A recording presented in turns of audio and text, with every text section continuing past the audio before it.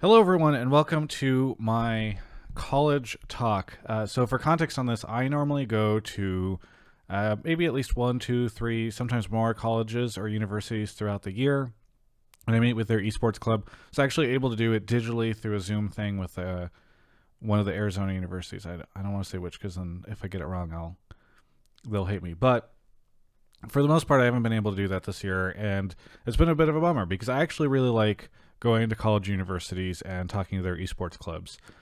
So I'm sticking this VOD up on the YouTube channel. Some of you guys might already know my story and my career and all that stuff. I apologize if any of this is like a rehash, but whenever I go to esports clubs, I don't tend to just assume that everyone there knows who I am or has my story or whatever. So I kind of go through all of that within the context of, how my career started and my time in college and how things have gone. Also to kind of lend credibility to sort of some of the stuff that I'm saying. So that's what the first part of this video is going to be. Then I'm going to talk a little bit about some life lessons, some thoughts on the situation that a lot of people find themselves in after college, or maybe when they're in college, or whatever.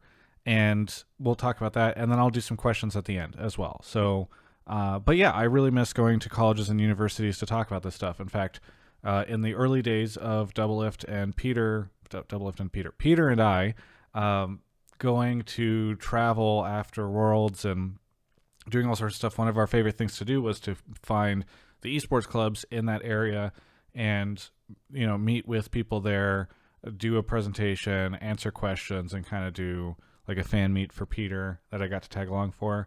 And then it would be really cool because sometimes we would meet people at those universities or colleges that then we would be able to hang out with later, especially if we were in some city or country we weren't normally used to. It'd be kind of fun because then people could maybe show us around their city, or we would do dinner afterwards with the club. And I think now we're a little too boomer maybe to be able to do that, because I don't know if anybody wants to hang out with a 31-year-old and chill or what. It's just like it's different now than when we were in our early 20s, I think. But regardless, the purpose of this is just to kind of help give people some insight into what things look like for life after college, especially if you want to get into the esports industry. So here's my story. So I graduated from Long Beach State, CSULB, in 2011, June of 2011, which feels so long ago. I'm coming up on a decade coming out of college, which is wild to me. And I was a communication studies major. And I really liked college and university, but I didn't really participate in many clubs or do very many activities. In fact, I worked on campus at something called the Technology Help Desk, which was something that it was like an on-campus job that would help people figure out how to troubleshoot their computers or password resets, all sorts of different stuff. And so I kind of had that community. And then I also had my roommates and friends that were all gamers, people that I'd met through World of Warcraft before. But for the most part, there was not really like an esports or gaming club on campus, at least not one notable enough that I figured out. And the esports was still kind of like beginning to be a thing that people were really aware of. Obviously MLG and that type of stuff existed, but this was right around the time like StarCraft 2 came out during my time in college. And so that was really when PC esports started to rise to prominence. Live streaming started to become available right around that time. And yeah, that's in a way a lot of the ways that like this version of esports really took off. So I actually had been a PC gamer for a really long time, and I originally entered college wanting to be a lobbyist, but over the course of my time in classes and playing video games and all that stuff, I just realized that the thing that I actually really wanted was to work in video games. And this especially became true as I was playing more and more competitive games. I mean, I'd had for a long time, but StarCraft 2 came out, and I really liked that game a ton. League of Legends went into beta. I started to play that. And especially on the esports side, I started to really like watching and staying up to see all of these events and competitions and GSL and OGN and all the stuff that were happening live in Korea in the middle of the night. And sort of watching podcasts like podcasts or Twitch streams like State of the Game and other type of content that really helped me understand how that world worked. So I knew that I was going to graduate soon in June of 2011, or I guess it was May, and I thought I would probably be able to get a job at Riot because I knew I wanted to work at a game publisher. The ones that were probably most obvious to me were Blizzard or Riot. Now, it's important to understand the context of these two companies. I personally feel like Blizzard is not the company that it was 10 years ago, and so I don't know how enthusiastic I would be to work there now, because, I mean, at least for me, it's moved away a little bit from what it once was. And Riot was this little baby startup, and I knew a couple different people over there, but it was tiny. Like League of Legends launched, League of Legends launched pretty late into my college career. It had been out for a little bit, and right around the time that I graduated, in fact, they had the Season 1 championships, which were not, I think, even called like the World Championships at the time. It was just an event that took place at DreamHack. That's the one that everybody references as being like in Freak's mom's basement. But I knew a lot of the people there because I actually have, and you can go find this interview somewhere on YouTube. I have that I edited with him later. I have a friend named Vagar who started off as an intern at Riot Games. He's no longer at the company anymore, but they named the champion after him. Really big, tall, Icelandic guy. But yeah, there's a video somewhere where I'm interviewing like the real Vagar. And he was an intern. He ended up working at Riot, got me into the beta. The game was it was just like, oh, it's cool that somebody's making like a Dota, like a custom Dota version of the game, like something where it's their own thing. I played a little bit, kind of liked it. And then eventually, I was playing a lot of StarCraft 2 and League of Legends, but there was not really like a League of Legends esports scene around all this. So I graduated and applied for a job at Riot. And the job that I applied for was player support, which is what they call customer service. And the reason I applied for it was I had several different people that I knew that worked at the company. It was a relatively small company. And I was like, okay, well, I worked at the technology help desk on campus for many years and actually ended up being like the most senior kind of like student manager type position that you could have there. And I was like, okay, well, that's really great, like both technical and customer service experience and like troubleshooting with emails and phone calls and all this stuff. So I have like basically 4 years of experience in this type of role. Plus I play the game. Plus I know a ton of people there. Plus they're growing a lot and hiring. So I'm like, I'm going to get this job.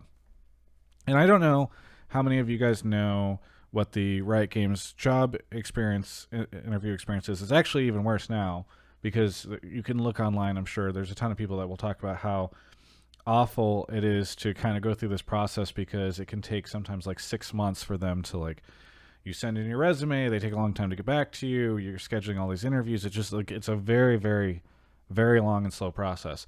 Back then it was not as bad, but it was still kind of intense, and you would do basically 2 phone screeners. Like, I remember walking around on campus either right before or right after I graduated and like doing these phone calls with recruiters, and then eventually like a manager for the position, or like somebody that worked there. And then you would go and do an on-site where you would go talk to, you probably do like 6 interviews in one day. It was like it was basically like you go in, you interview with a couple people that do the job, then you go do lunch with like some peers or people that would be your peers, and then you do several more interviews, and at the end of it, you're supposed to interview with like the head of the department, like the way head of the department. Not even the person that is like in charge of hiring you, but it's like the person that player support even, ladders up all the way up to. And at the time, by the way, that was Pendragon, for those of you that know Pendragon, Steve Mescon. And so I did not get the job. And in fact, I didn't even make it to the final interview. They were like, okay, sit in here, stay in this room, and we're going to have you, like talk to this final person in a second, like the final boss. I was like, okay. And then the recruiter came back, and I was just chilling, and I thought all the interviews were going great. I thought I was acing this. And the recruiter was like, actually, they're going to pass.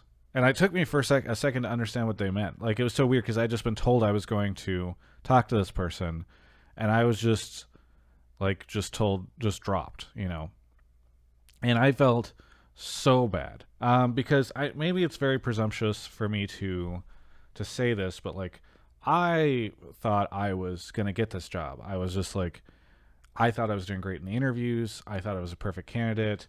And it's hard to imagine now because Riot Games is so big that, like, of course they're going to get like thousands and thousands of applicants for all these different jobs. But the fact that I had made it so far, the fact that it was a role that it's not like they were hiring one of these people, right? It's not like I was applying for like art director. I was applying to be one of many different player support people that they were onboarding, and I didn't get the job. And I remember just feeling so fucking lost. I know it's really weird to, well, for some of you, it probably feels really weird to hear this. It's like, okay, you didn't get one job. What whoop-de-doo? Like, you're going to have to apply for a ton of them. For some of you, maybe you haven't gone through this before, and like you will experience this, hopefully not, but maybe when you graduate and you apply for something and you are like really sure that you're going to get this job and then you don't get it. I had really thought I could get this just because I knew so many people there. I had this good reputation, etc. I was not Travis Gafford, right? Like, I was not content creator dude yet, but I just was like a friend, hung out on Discord with all these different people at the company. So it felt real shit. Uh, I think what I want to say right now, and we can follow up on this later, is like, they should have hired me. It took me a while to realize that later, but I found out a couple months later, I think, that the person who was in charge of player support had left the company later, like within a couple months of my interview, that player support was considered a shit show, that, they didn't really know what they were doing over there, and it was just a disaster.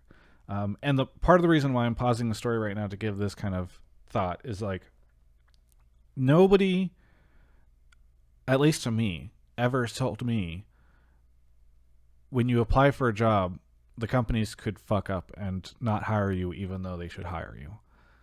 Or like, companies are capable. It's kind of this weird thing where it's like, you're going to go out there and you have to prove to these judges, these gods on high, that you are worth them paying you an entry level salary to grind your ass off and hope.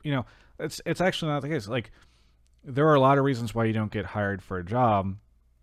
Some of them are like, as petty or weird as like the hiring manager, you look too much like an old friend of them theirs that they don't like anymore, or like an ex or something like that, and so they gave you the wrong vibe or whatever. Like, at Riot, the way their hiring system works is like, all at once, all the people, I don't know if it's still this way, I'm pretty sure it is, but they do this like thumbs up, thumbs down system, and everybody who interviews you all go out, and then all at once they like sort of rate you. At least that's how it was at the time, and that I think at the time too, like, one thumbs down, they might have changed it later, I think maybe they did, but like, one thumbs down could just doom you. And so again, when it's just a matter of like people essentially talking to you for 45 minutes, a lot of different people, and then giving a flat yes or no based off of their experience with you, there's a lot of room for error there. So I know personally that I would have done like a really great job in this role, and like, I was highly qualified and very clearly like passionate about the League of Legends space based off of what you could see happened with me later. And so I just think it's important that people realize, like, when you get denied for jobs, it is not always the case that it is their fault. Like, maybe you do need to work on your resume or your cover letter or something like that. But like, I think it is really important that people don't just always assume that like they weren't good enough for this job, or that they did not deserve it, or they did terrible in the interviews or something like that, right? There's always reasons that are, it's not like this is always in control. You're always in control. It's not like it's always something that you can manage. Lots of different reasons.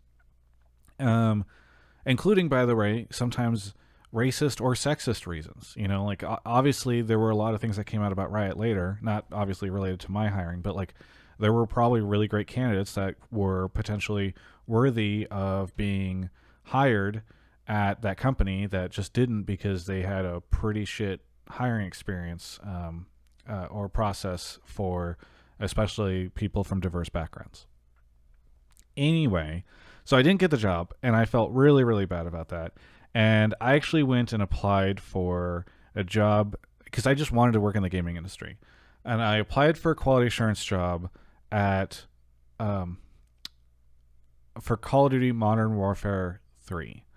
And I got the job. And the job application process was basically like I showed them my resume, and they had me write a one-page paper. They gave you a piece of paper and a pen, and said, describe how to make a peanut butter and jelly sandwich.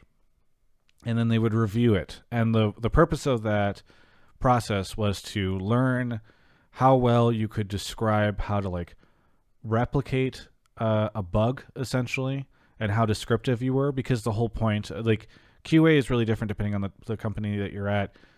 This was like one of those places where it was just like a QA farm. We were outsourced through like a contract company, and all they wanted were like people who could play the game, find a bug, send like, hey, here's how you replicate the bug. You can replicate it 100% of the time or only 50% of the time. Send it to a dev who can fix it. So I applied and got that job. And I don't mean any disrespect to anybody who does those types of jobs, but it was like I did not feel, especially because the application process did not seem to consider like my college degree or anything like that. It seemed like it was mostly just based on this essay thing and the fact that I could play video games, and it was like a temp thing where they could just fire me at any given point in time. I did not feel like I had found like this career that I wanted after college, right? But I just wanted something to stick on a resume, and I needed to start making money so I could pay rent, because I didn't have, I was not living at home. I was still living in the apartment that I lived in college, and I had student loans and stuff like that that were going to start to come up. So applied for the job. I will try to like skim through this double lift stuff because I know a lot of people have heard it, but basically around this time, Peter Doublelift, who is a League of Legends pro player, was recently retired. He had just competed in, this was now like July. He had just competed in the season 1 championships. He got kicked out of his parents' place and ended up living with me. I reached out to him. There's a bunch of stuff online. If you haven't heard this before, you can go find it. In fact, on my YouTube channel, if you're watching this on my YouTube channel, there's a video called like My Side of the Story. So, he told me he wasn't going to go to college. Like I remember driving him to UCI because he was going to go to UCI and he had been accepted, but when he got there he realized he didn't have the money to do it because he didn't qualify for financial aid because he was still listed as being connected to his parents. And so he was like, I'm going to go independent, or not independent. I'm going to go and work in esports. Now, this was not like a thing at the time, right? Like working in esports was not really a full-time job for the vast majority of people. It's certainly not as widespread and as built out as an industry as it is now.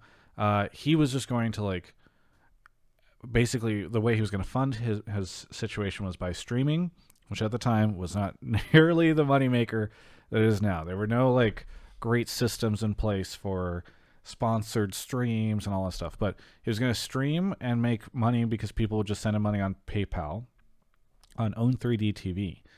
And then he would also do guides, write guides for Curse, because he was working with Steve at the time, who went on to do Team Liquid stuff, after being with Curse, blah, blah, blah.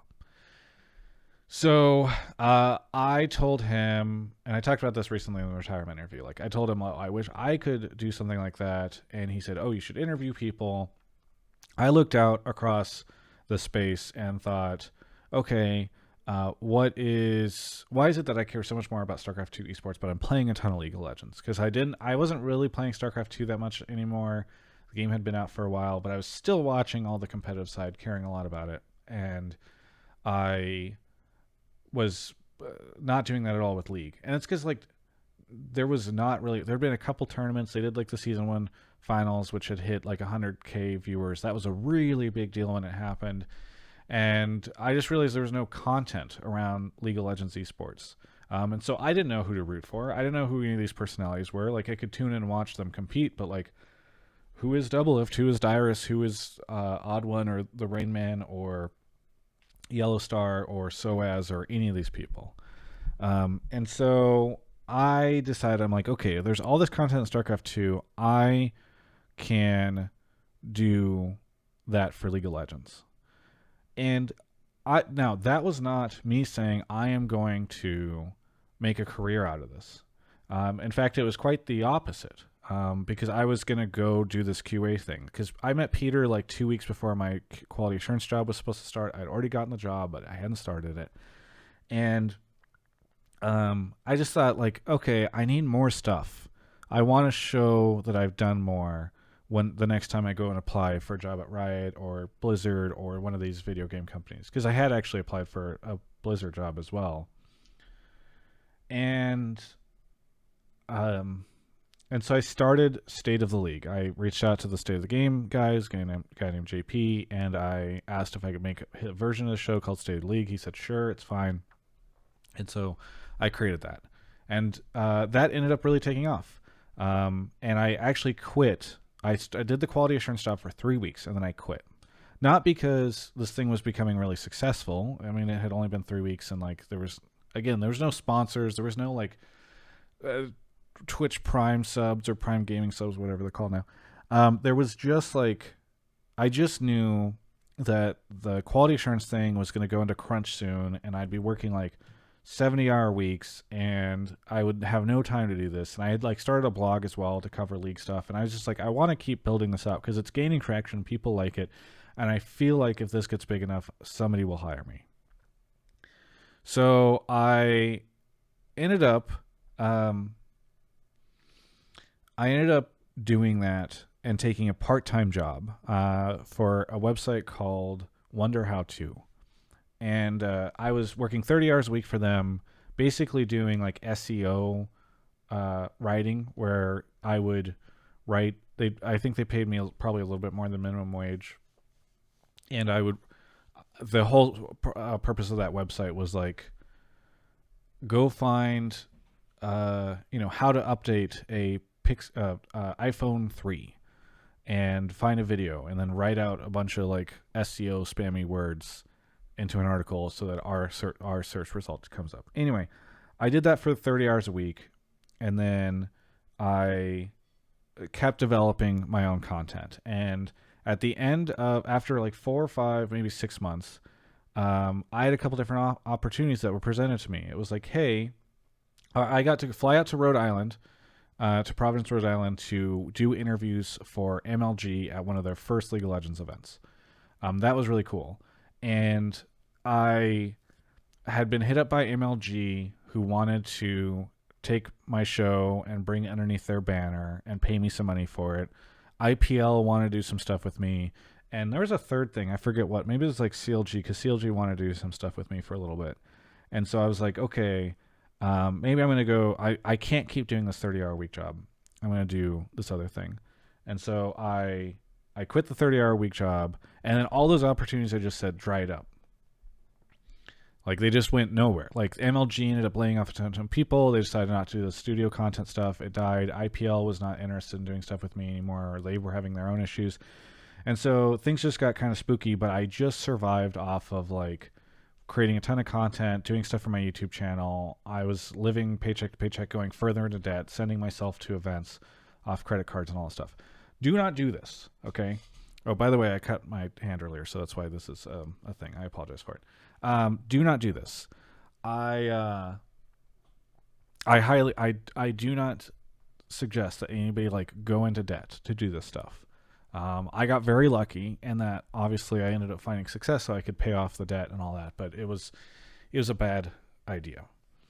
Anyway, I'm just going to fast forward a little bit now because I know I've been rambling for a very long time, but I wanted to focus on the early, like that first year out of college, because I think, maybe some people that are watching this are in college right now or about to graduate from college, and maybe things are not going to go smooth for them right out the gate.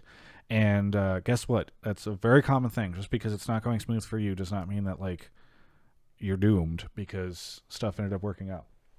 But after another 6 months, basically after a year of doing League of Legends content, CBS Interactive, which owned up until recently GameSpot, reached out to me. They wanted me to start freelancing for them.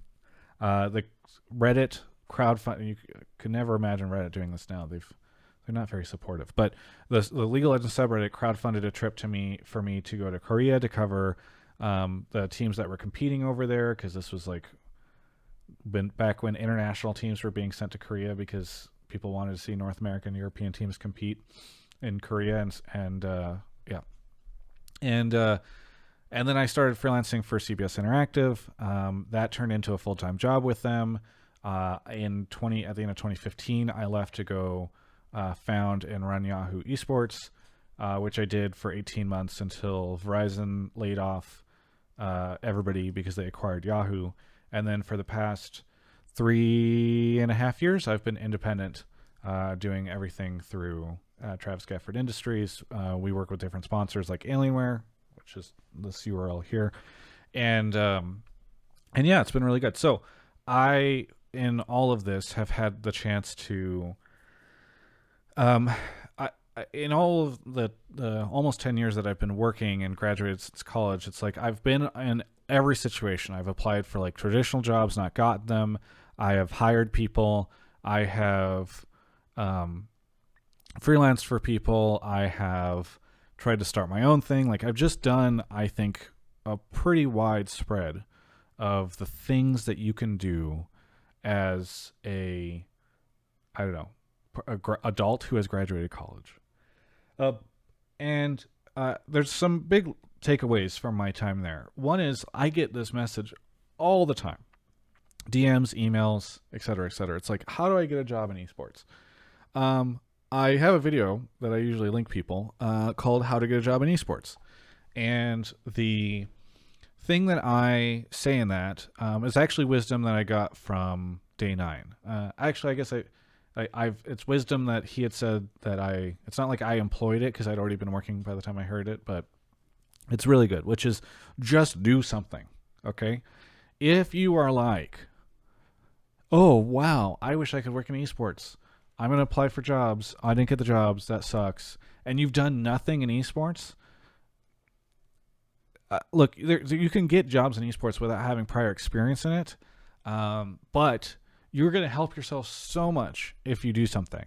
Now, right now you're saying, potentially, what should I do? Well, if you were in college, work as part of your collegiate group. Try to get a job in the leadership there. Help manage the collegiate esports team that your university may or may not have. If it doesn't, try to start one. Try to find different sponsors. Like NVIDIA, for instance, I know has like a whole collegiate program. See if you can work with them as a college student. Other games and companies have done different stuff, like Tespa, which is part of what Blizzard owns. There are a lot of opportunities to make stuff. Maybe you don't want to do that. Maybe you are a writer. Start writing stuff. Maybe you want to work on like broadcasts and you want to be a writer for that, or maybe you want to work for any of the esports media companies that will go under about 6 months after you join. It's a tough time. Go write stuff. Guess what? The goal in creating this stuff, maybe even if you're making videos, but you can make videos. The goal in doing this stuff should never be for it to become popular and successful. You should not go stick stuff on a blog and then when you stick it to Reddit and it gets downvoted or people don't read it, don't go like, oh, why am I even doing this? The goal is for you to create your own opportunities and your own portfolio and your own documentation of what you have done and to create your own experience, right? This is not the 1960s where there's no way for you to accomplish something unless you are at a company that has the resources to help you accomplish it. You can create your own stuff. Actually, great example. Maybe you want to work in social media or marketing. Go make a meme account on Twitter and grow it to 30,000 followers. Don't freak out if it doesn't immediately get 30,000 followers. Learn, study, see what other people are doing. What you want to be able to do is, one, have the confidence to feel like you've done something, even if it's not been consumed by a lot of people. And two, have something that you can talk to different people about in interviews. And by the way, this exists outside of esports, but I'm just kind of focusing on esports. But like, here's a couple examples of this. Ovely. A lot of you guys know Ovely May. Worked with me at Yahoo and then worked on the Riot broadcast. Now does a lot of her own stuff. Ovely ended up working at Yahoo as her first job out of college. In fact, she started as an intern, and I think in her final semester, well, actually, maybe she was still in college whenever she was working at Riot. Either way, she ended up working with us at Yahoo while she was still in college, and the way that happened was this: Ovely had, I don't know how it happened, but she had at her school, as part of their like news broadcast that they did, I want to say weekly, maybe daily, she had convinced them to let her do like an esports segment where she talks about what's going on in esports. She was also running her esports club, but this was at Chapman. But she had been doing this like on air kind of broadcast stuff where she was giving updates on this stuff. This was put in front of me when I was at Yahoo, and I was kind of looking for somebody to replace me doing coverage of LCS on the weekends, because I was running this thing 5 days a week and then also going and interviewing and creating content the other days on the weekend. And so I needed somebody to help out. And also, we didn't really have anybody who was very junior. We needed just somebody who could help us, I think, with some of the more entry-level work at the place. And so I was like, okay, I'm kind of looking for like a protege. And when I saw this, I was like, oh, this is great. This is somebody who is actually taking the initiative to do this on her own. And she knew somebody that was at Yahoo and had asked like, hey, are there any internships or whatever? And I had already kind of seen this video, I think is the timeline on it. And so I was like, oh, okay, I'll talk to her. So we ended up talking, and she ended up getting hired. And I would not have ever done that had I not seen this like little video segment series, because not only was it like, okay, you know, she was still learning and was kind of self-taught, but the fact that she had taken the initiative to do this stuff was, I think, what really impressed me. Like, I, as somebody who's hired people and worked with people, I'm going to always be far more interested in working with somebody who has shown that they're a self-starter and self-motivating. Because like the worst thing I want to do is, or the last thing I want to do is just hold someone's hand constantly through whatever it is, you know, okay, here's what you do. Here's like, I don't mind coaching and mentoring and helping people succeed and learning and giving advice. In fact, I really like that stuff, but I don't want to just have to tell somebody, do this, do this, do this, do this, do this, and then do this right afterwards, right? So the fact that she'd taken that initiative. Another person who I think is pretty good is a woman named Vienna, who is now a like sponsored streamer and competitor for Cloud9. She started streaming, made it to, like really tried to grind and climb the ladder. I think she got Grandmaster last year, maybe both years, and really was like trying to find something. She's in Canada, where it's, hopefully she doesn't mind me telling a story. She's in Canada. It makes it really difficult for her to get jobs in the U.S. because there's a whole visa process and it's whatever. But she's been able to, because she went and grinded, because she competed on some amateur teams, because she made the connections and the relationships, she did something. She streamed as well. She came to the attention of Cloud9. Cloud9 was able to pick her up, start working with her, and now is part of their program where they do like a boot camp or whatever for youth. Not college, I think it's younger than that, but maybe college. Anyway, it's like a youth boot camp. She actually has a role with Cloud9 where she gets to coach and teach and like help run that program because she did something. So please go do something. That is my big advice to you. You just think about it, find something. It can be any number of different things. It doesn't have to be successful. It doesn't. But just do something, and if you don't like it, go do something else. It's fine. But just like, don't sit around bemoaning your own situation when you do nothing to improve your lot. That would be my suggestion. The other thing before I open up to questions is I just want to say, like, this is something I've found more and more over esports. I've heard a lot of these stories, and thankfully it's not something that my parents or family ever did with me. But I think there's also, like the prototypical sort of anecdote of like a pro player is like, oh, my parents wanted me to become a doctor or a biochemist or a computer engineer or something like that, and then it was a big old deal. Well, I just went off and did something else. That is obviously very much a thing for pro players and can be a little bit more extreme, right? Because pro players are oftentimes forsaking college and university to go compete. But I have found that it is often a thing for people that are in college, that people in college end up in a degree or pursuing a job that they do not like because somebody has told them, you need to go do this. I really don't like that. It just drives me so crazy when I hear stuff like that. I feel really bad about it. You only have one life. You should live your life. Don't live it for other people. Go find the thing that you want to do and do that. I don't know. There's not much more to say other than that, but just like, I'm very happy. And thankfully I have found a lot of success. I've been lucky in a lot of ways. And, in other areas, I think that I've like my drive or my skills or whatever has allowed me to find success. But like, I'm not saying everyone will find the success that I have if you pursue the thing that you want to do. But like, I am so happy that I did this. And quite frankly, I was really happy when I was struggling and doing this. Because it's the thing that I want to do. I know that I would have been miserable staying in that QA job. I know, and nothing against accountants. There's some great accountants, people that love doing that type of stuff. But I know that I would not like to be an accountant.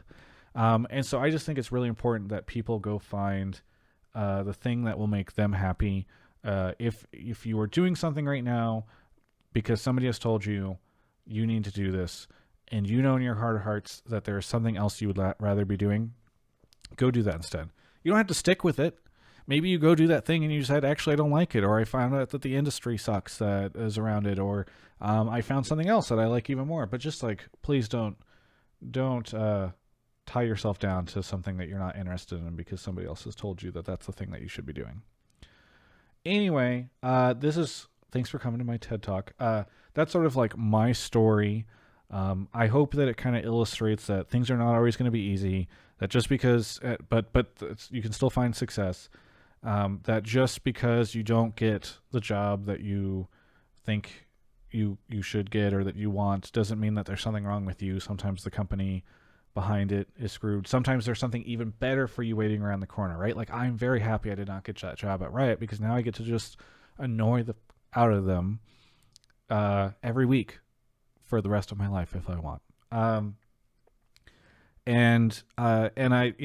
just hope that it's also helped you have a bit of an understanding on where to start. I do have another video on my channel that's like on my YouTube channel that is how to get a job in esports. I think I probably repeat a lot of the stuff. It's from several years ago that I said here, but if you really want to, you can go look at that as well. And if you want to hear more about my story, there's also like something called My Side of the Story where I talk way more in depth than sort of my path. I did that maybe in like 2015, 24, maybe it's way earlier than that. I don't know. I should probably re-update it, but yeah, that's all there. So let's get into questions. Hello. Yeah, for anybody that joined the stream a little bit late, the way that this has worked, sorry for people watching the YouTube video, I usually go give talks at universities. I haven't been able to do that this year. So the way it normally works is I do like a 35 minute long conversation or presentation talk in the beginning, and then I take questions. And so now we're in the question part. So sorry if anybody showed up late and later and got confused. Okay, is this going to be uploaded to YouTube? Yes. Let's see. Okay, TSM Daniel says, should I start an esports podcast to start making content? Sure.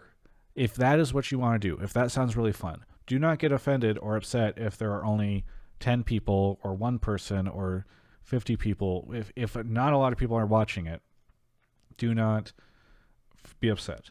One of my biggest suggestions, though, for doing something like that, or for people who want to create like esports content, instead of trying to target like League of Legends esports fans, you can if you want, but an area that I think is really good for people that are trying to get going is to target specific teams.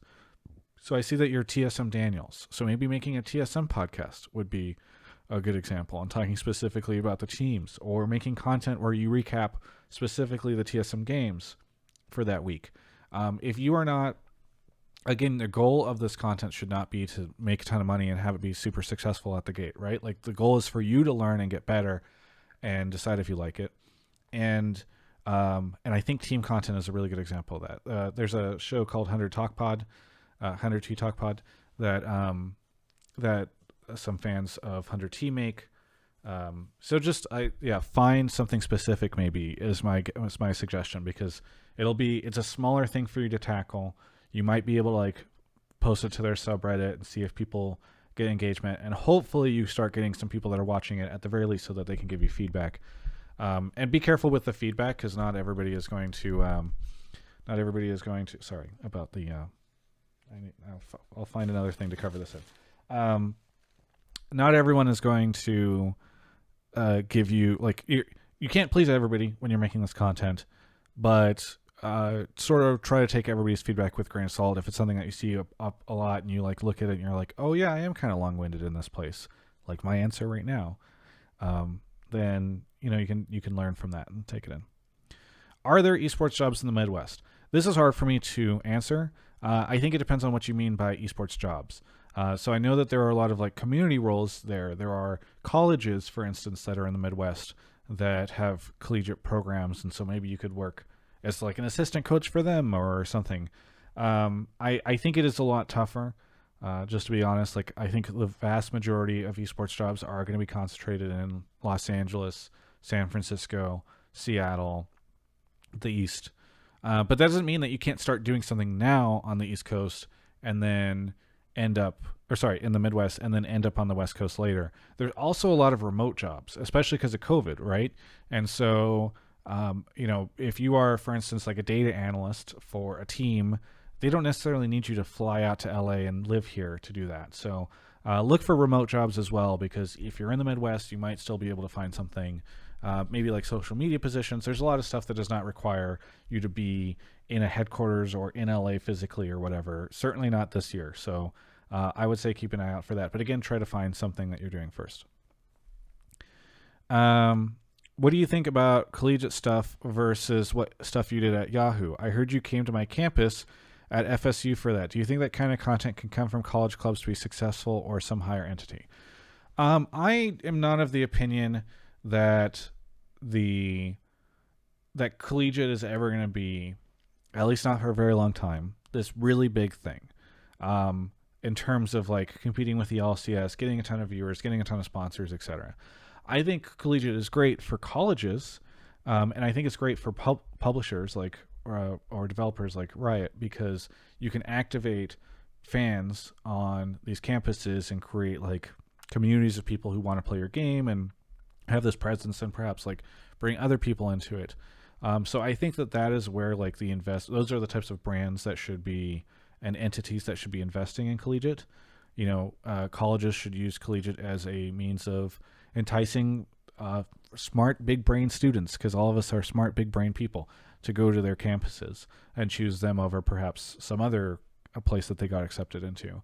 And companies like Riot or Blizzard should be able to use this to try to develop stuff. Even companies like NVIDIA, I think their thing is pretty smart, right? Because one, perhaps they're able to use it to recruit people, to have a presence there. They're having a presence on a college campus can help them in recruiting.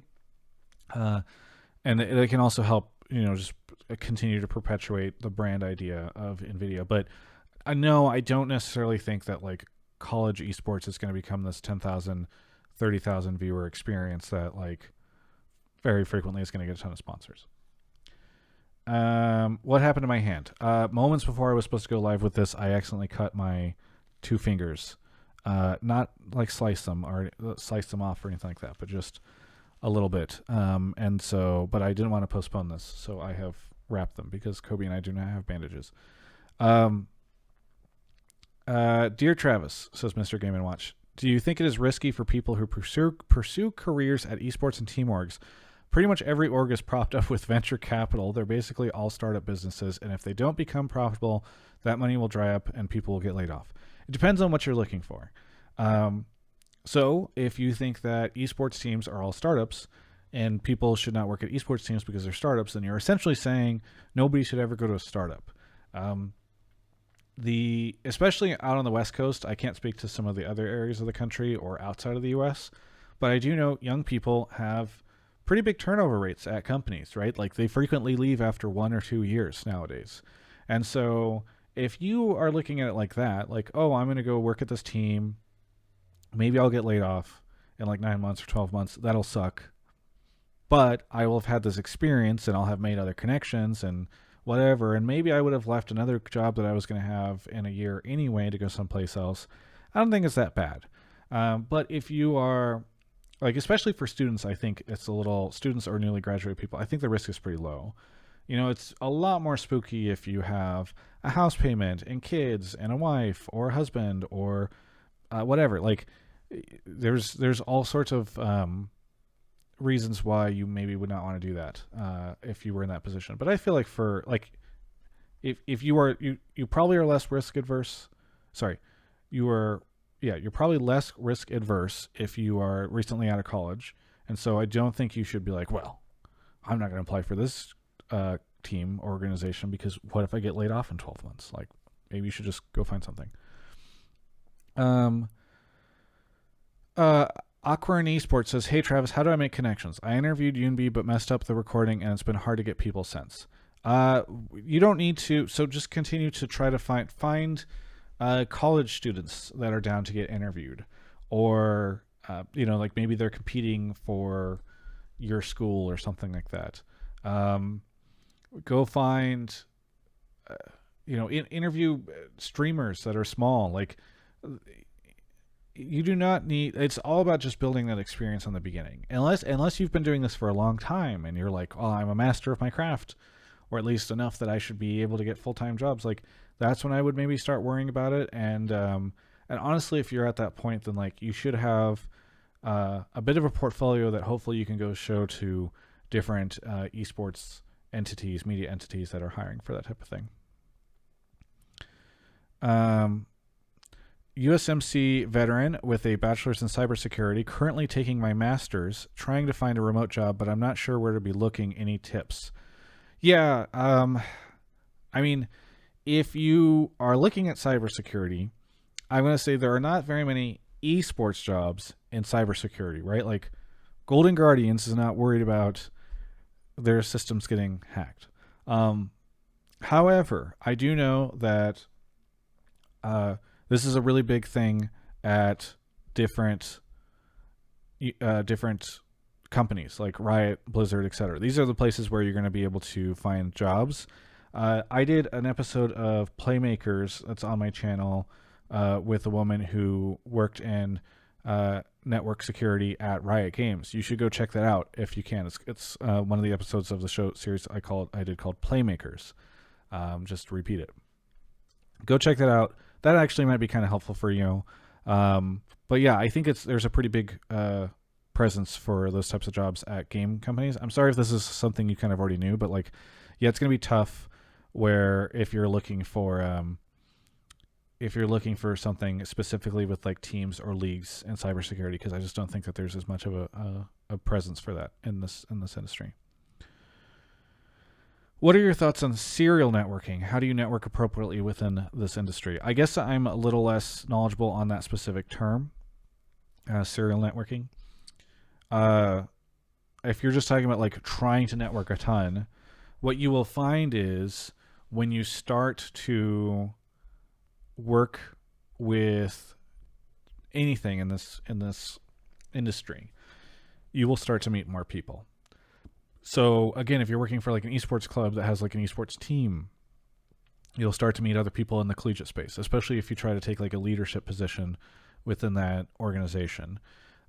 If you, I don't know, if you make like a Twitter account that is like a meme Twitter account that becomes really popular, like maybe some other social media people will follow you and you can start to talk to them that way.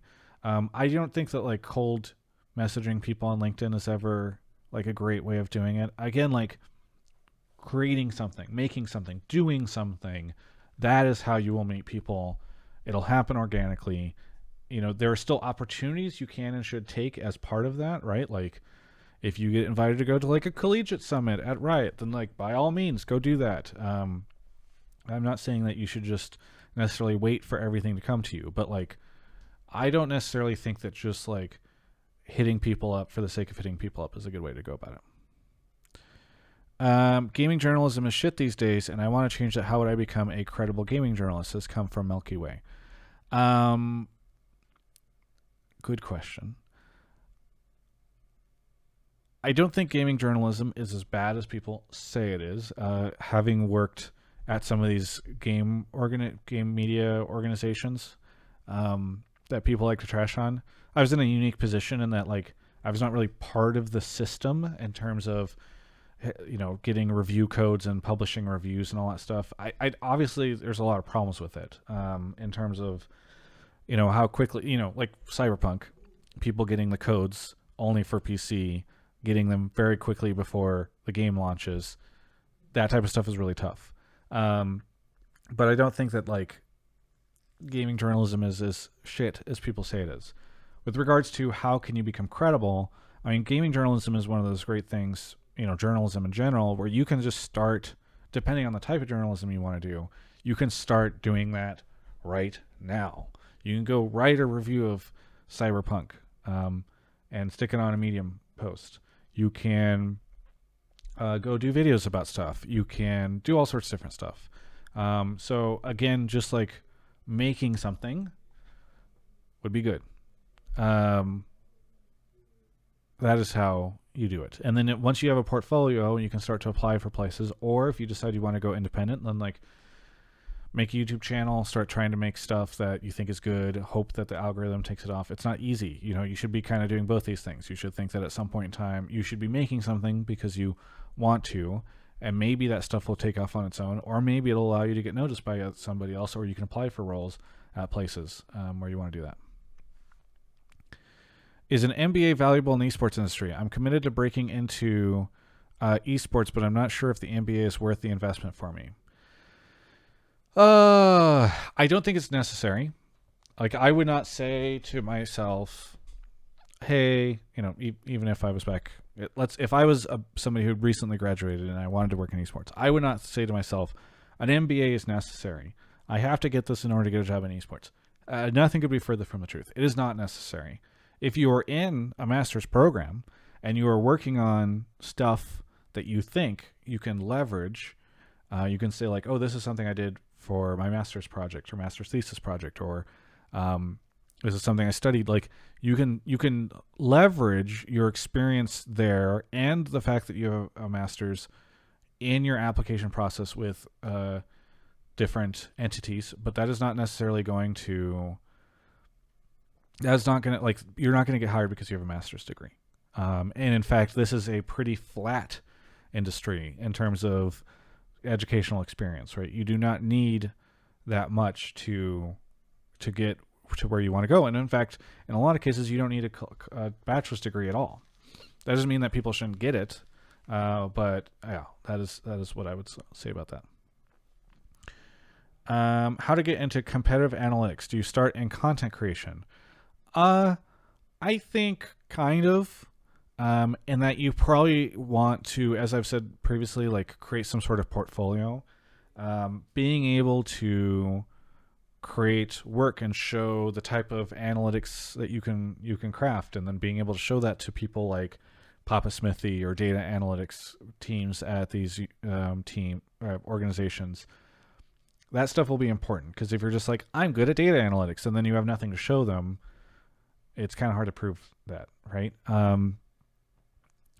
I think another way of doing that, I can imagine, and this is not necessarily my area of expertise, so like, it's not bad to message somebody who you know is a data analyst and see if you can get them to give you advice on how to get into it. But another way I can kind of think of it is like, if you were in a job right now in which you do a lot of data analytics,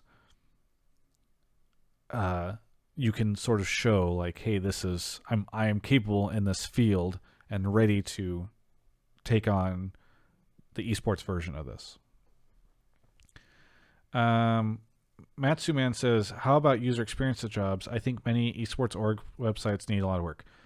I agree with that. Esports orgs, unfortunately, most of them do not derive a lot of value from their websites. Because, like, why would you go to an esports org website?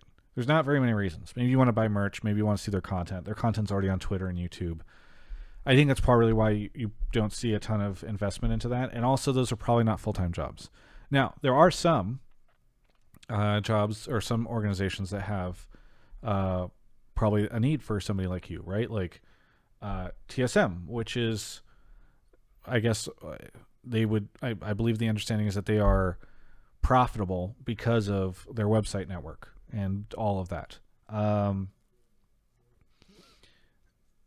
That is an organization where I think you could find a lot of use. The problem is, like, let's say you want to join FlyQuest. You want to do a user experience.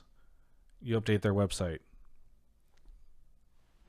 I don't know enough about user experience to know if there's like a ton of other stuff you can do for them after that, right? But my assumption would be it'd be difficult for you to continue to find a lot of different opportunity with them. By the way, Whoopley is in the chat right now. And Whoopley, you can actually, I'll just give you mod. Now you have mod, so you can post links. Whoopley works at Riot on the esports team and cares a lot about development. Did some stuff with scouting grounds, different stuff like that. So he's somebody else that you can kind of mention stuff to. What other stuff? Yes, Hunter is confirmed for Hotline League tonight. E-Man says, so what you're saying is try to develop a Twitter product to supply an organization. I assume you're talking about me suggesting like social media people should do this. Actually, here's another good person to think about. I'm trying to remember his YouTube, and I have to type with one hand right now, which makes it really difficult. There's a person named Sam who works at Golden Guardians. His YouTube channel is... You're trying to get a job in... Oh, there we go. Sorry, that was very loud. Rawring Asian, RAWRINGAZN. Apologies, by the way, that was probably really loud. This guy, he's got a pretty good story to kind of answer this question about making a Twitter account.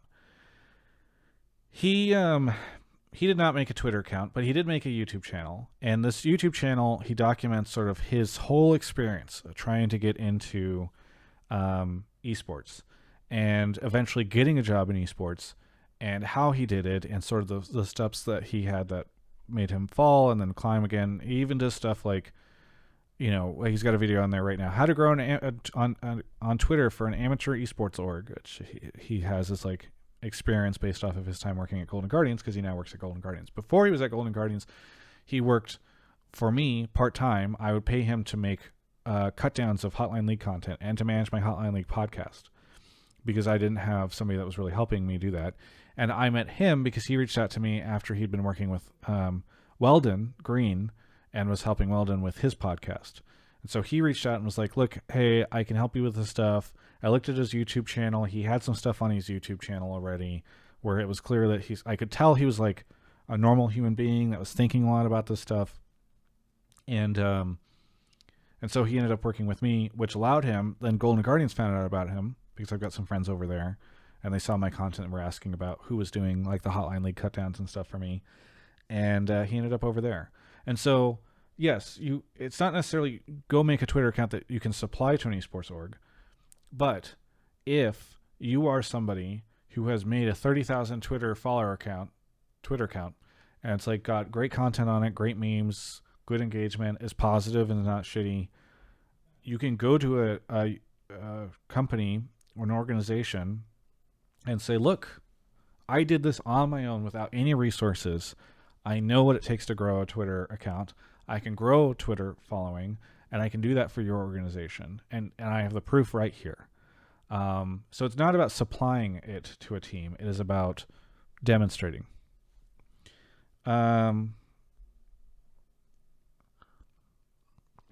Zonti asks, what type of jobs can you get or do in esports? Well, that is constantly evolving as orgs need more things and expand, and leagues need more things and expand. There's, quite frankly, a ton of opportunities in a lot of different places. Graphic design, obviously anything that involves like creation of assets or video or whatever, right?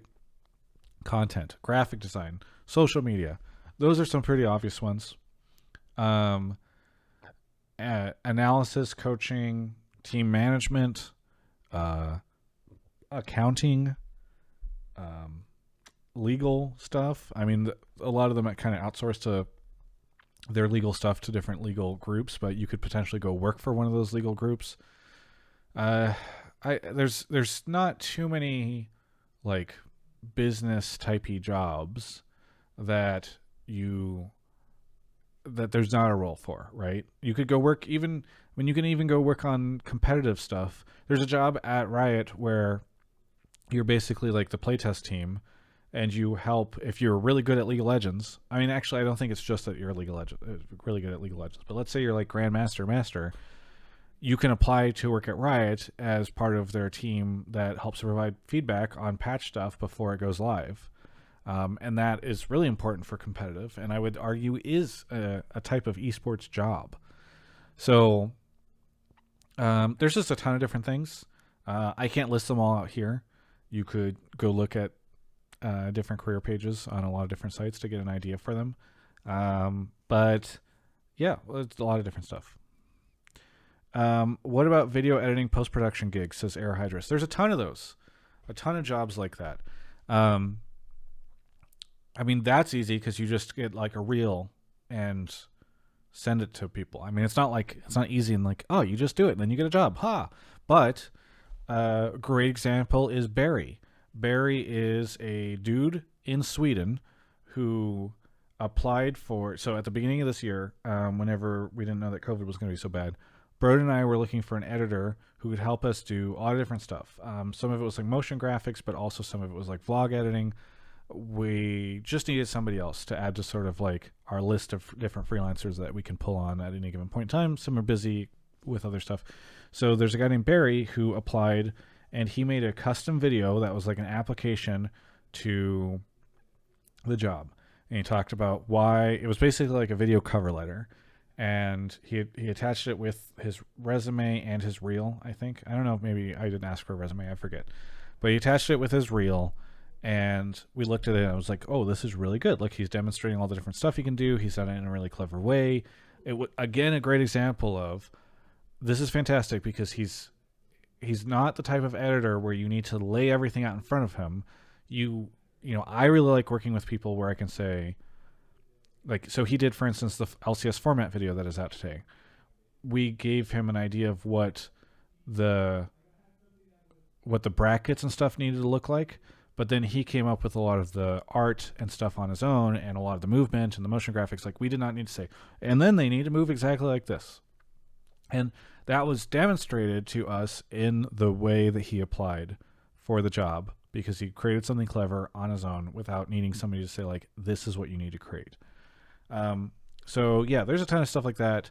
A lot of different jobs like that. Actually, video is one of the most needed jobs in this industry. So yeah, definitely look for stuff like that.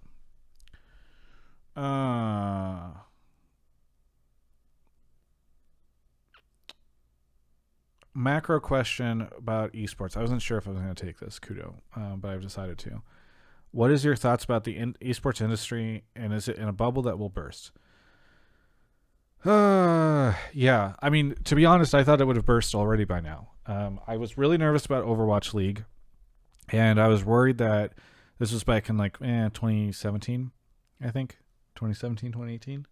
I was really worried about Overwatch League. I thought that it was way too highly valued and that this was not going to pan out. I don't think it panned out, but I was worried it was going to take a bunch of stuff down with it.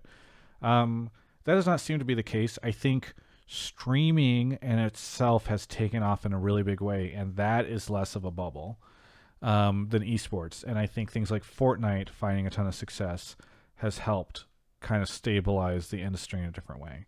So I'm less worried that like all this. I think the industry is broadening and expanding in a way where like things are not all so anchored to like LCS, Overwatch League, these teams that are overvalued. Instead, what you were saying is like individual entities that just suck going boom, like Echo Fox, for instance, or I don't know, MLG having to get acquired, that type of stuff. And so I'm a little less worried about the industry as a whole going under. I do think that there could be a correction. I mean, it's kind of crazy, right? That like COVID just blew video games out of the water, and companies are performing great. And I think streaming and esports numbers look really good because of that. So it's kind of weird in that now we're in a place where like the economy is in a really weird spot, but the industry still looks really good. So I don't know. It's tougher for me to answer this question now because a lot has changed over the past couple of years, and I would have given you a very different answer a couple of years ago. But I've been surprised that so many things have sort of figured out, and I am less concerned than I was previously.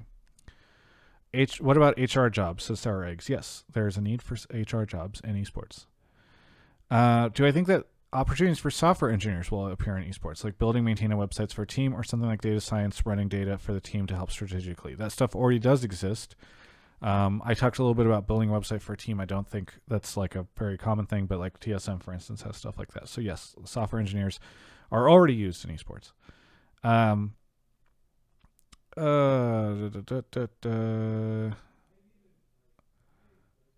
looking for more questions. Does it Worst Gamer Alive says, does it make sense to expand beyond just one game or company if you want a career in esports? I don't really understand the question. I mean, yes, I don't think that you should just be like, I'm only going to apply to Riot, and if I don't get that job, I'm going to give up on esports, right? Like, that doesn't make sense. Maybe that's the question that you're asking. Cheeseburglar says, are you aware of the scene in the UK? Viewer from across the pond here. I mean, it depends on your definition of aware. I mean, I know that there is an esports scene in the UK. There is in most countries, from what I can tell now. But I don't have a lot of knowledge specifically on like what companies over there are specifically hiring, what they're looking for, that type of stuff. It's harder for me to speak specifically to that region because I don't know it as well.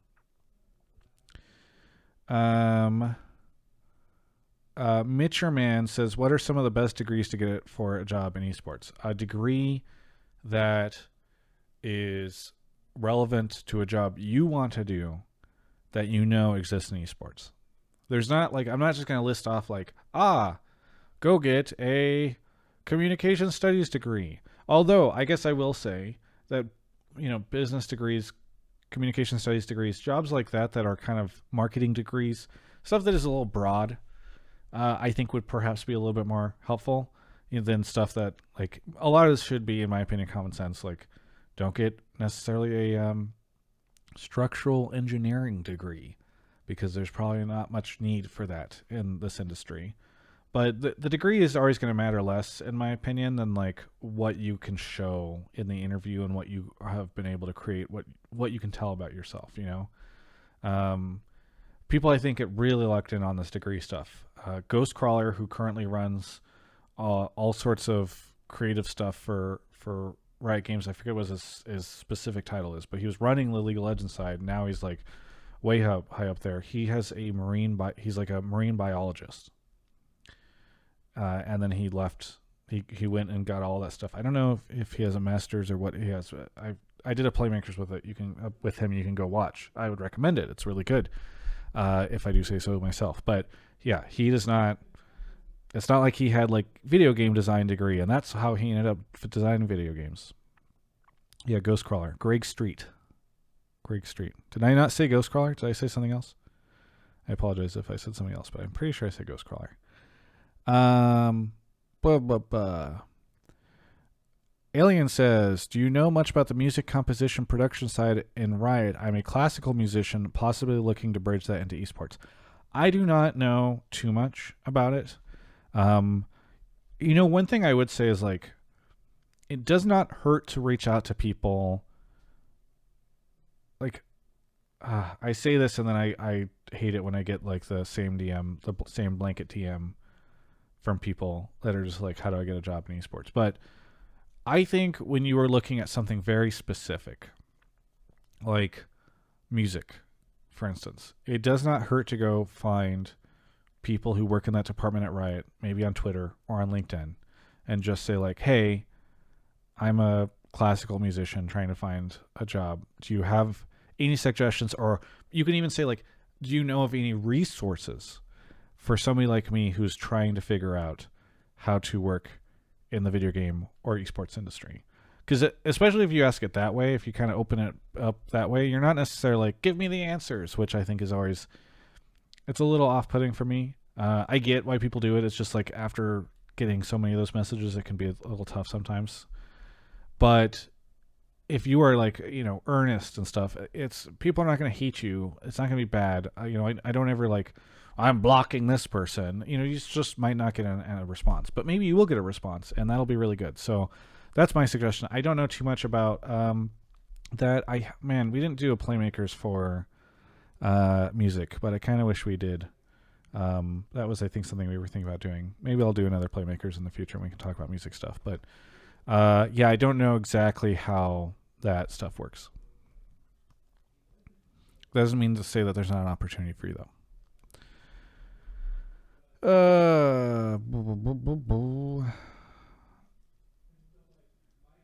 Magical Cause says, how do you get involved in the amateur and academy side of LCS at Riot? I mean, if you want to work specifically at Riot, I would say that's kind of tough because a lot of those roles are kind of you do a lot of different stuff. So like Whoopley, who's in the chat, works on some of the amateur and academy stuff. Maybe he has an answer for you that's better than this, but like he also has to work on player management stuff during LCS, and you wear a lot of different hats at Riot and some of this different stuff. So I would say that having demonstrated experience, perhaps working with amateur or academy teams, is a great way to do it. Having dedicated experience working with a league or a tournament or all that stuff. Again, it's always going to be what can you show me? You want this job. Why should I hire you? Beyond you're dedicated and you have a degree.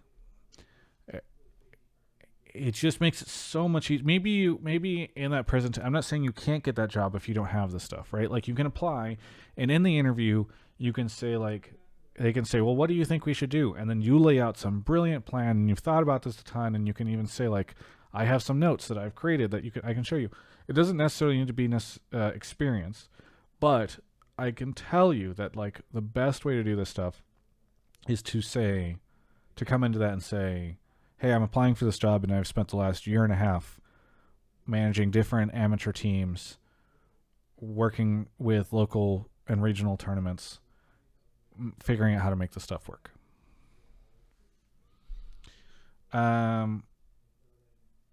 Could making a podcast talking about esports be good demonstration of an esports company? Mr. Man says, it's definitely going to be better than showing them nothing. Because at the very least, they'll say, oh, okay, that's not that interesting to us. But they could say it is interesting. Again, you should do that if you like the idea of it. I don't think people should force themselves to do things they don't want to do, because they will probably end up getting jobs that they don't want if they are doing stuff they don't want to do. Okay,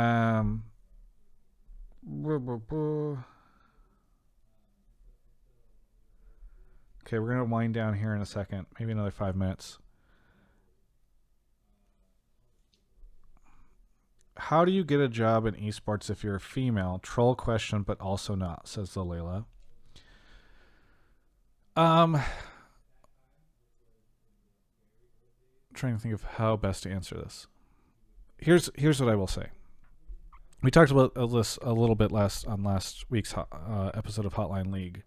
I think the industry is making, especially my part of the industry, is making a concerted effort to improve the diversity of the space.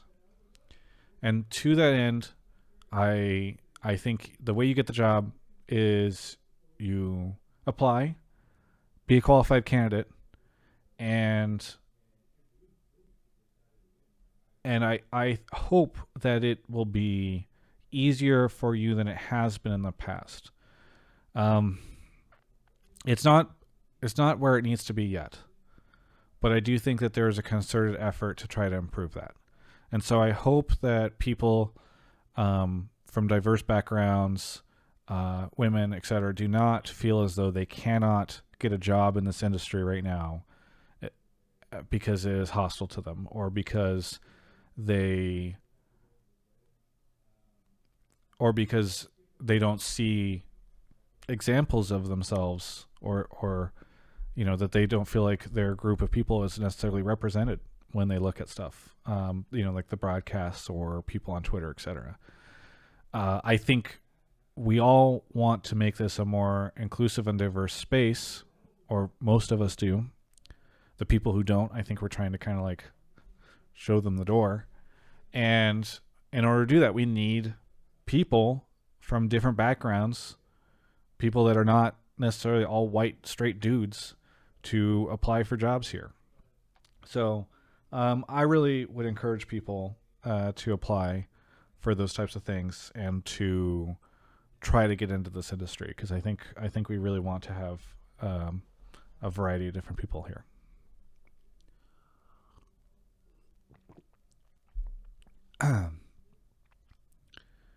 Kudo says, what are the metrics needed for Twitch and YouTube to make independent content creation viable? What, and possible question to answer. Depends a lot on, like, are you living in a city or area of the world in which the cost of living is very low? And then guess what? The bar is going to be very low for what you need.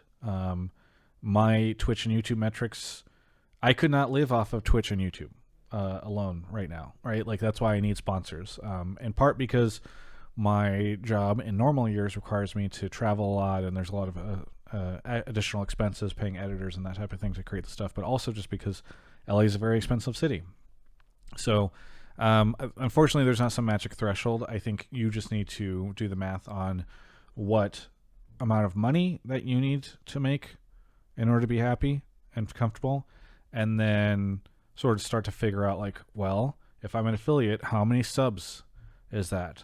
If I am a partner on YouTube and I've made some money on YouTube, how much money am I making? How many more viewers, how many more subs, how many more views on YouTube would I need in order to get to a place where I'm comfortable?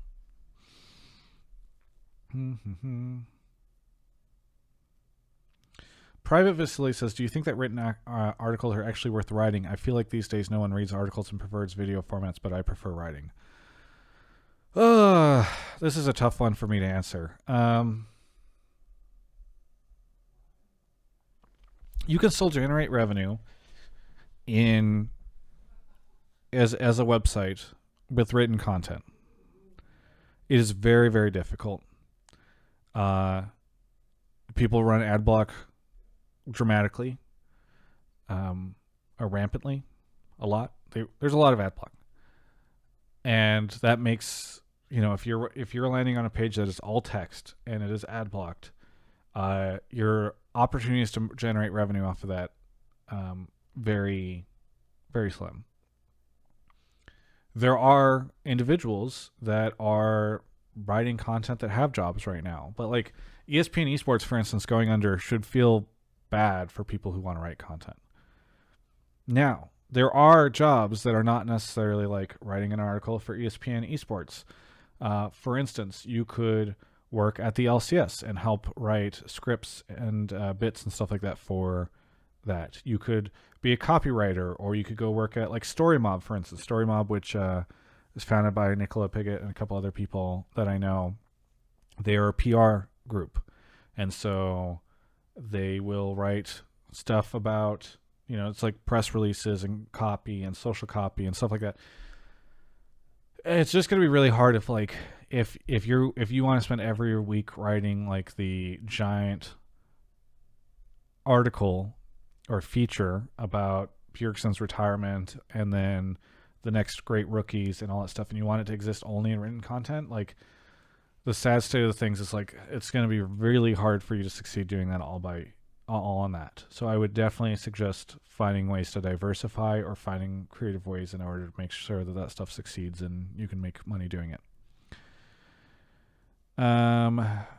XC101 says, I'm currently a writer for my college's newspaper and wanted to apply for jobs and do esports reporting. What are some websites that are good for new writers to apply to? This stuff is really tough for me, especially with ESPN going under. I mean, there are examples of websites that are doing this stuff right now that you could work for, right? Like Invent, Dexerto, etc. I mean, the sites that are good to apply to are the ones that are hiring and will pay you to do this. My hope would be that if you are interested in doing this and you are already consuming other people's esports content to sort of figure out, areas you can grow or areas you can surpass them. So I would suggest looking at the places where the stuff is and applying for that. Unfortunately I don't have like a list of like 3 or 4 places that I would just immediately say apply to these places.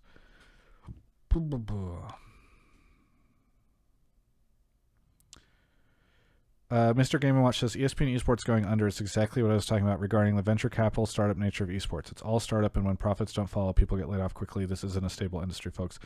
ESPN esports is not venture capital or a startup. That has more to do with like the state of media than it does, and the strategy that they employed, which I don't think was particularly great. It was fairly scattershot. Than about startup or venture capital. We're winding down here, a couple more minutes. Matsuman says, hey man, thanks for this talk. As an upcoming graduate for 2021, the job hunting anxiety has definitely got to me. Thanks for your input. Yeah, of course. It's tough. It is really tough. Like, you should go find a job that you can do. If you want to work in esports, make sure that you have an ability to pay rent, or live with people where you don't need to pay rent, like family or something, and parallel path some stuff. I highly recommend that you parallel path some stuff. That's what I did. Like, I had part-time job stuff until I didn't, and I should have maintained the part-time job stuff until I had like the ability to jump over full-time. But 10 years from now, I think you will be like, I figured it out. One thing I was thinking about recently is like, it is so weird the way society has constructed the path for people, because it's like throughout your whole life, your life is on rails, right? In the beginning, it's like preschool and kindergarten, elementary school, junior high, high school, then off to college. There's always another next step. It's a lot. I was thinking about it in relation to like World of Warcraft. The end game right now, like the level cap is 60. You go from 1 to 60, and there's always like the next thing. You go quests, and they breadcrumb you to the next zone, and then you eventually hit 60, and then you hit 60, and the game is completely different. Because guess what? Now you can go do all sorts of different stuff. You can go do arenas, you can go do dungeons, you can go do raiding, you can go do reputation grinds and try to get cosmetic stuff. You can do all these different things. But it's also like, well, what the hell are you supposed to do? Because before then, it was always just go do the next quest and level up.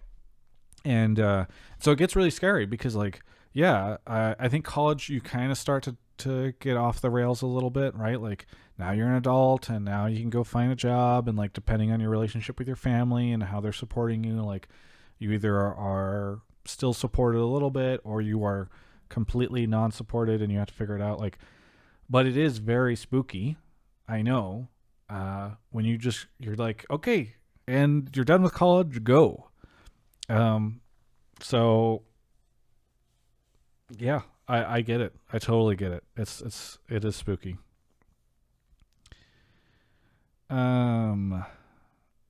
anyway, I think that is it, everyone. I know I couldn't get to everybody's questions. I apologize.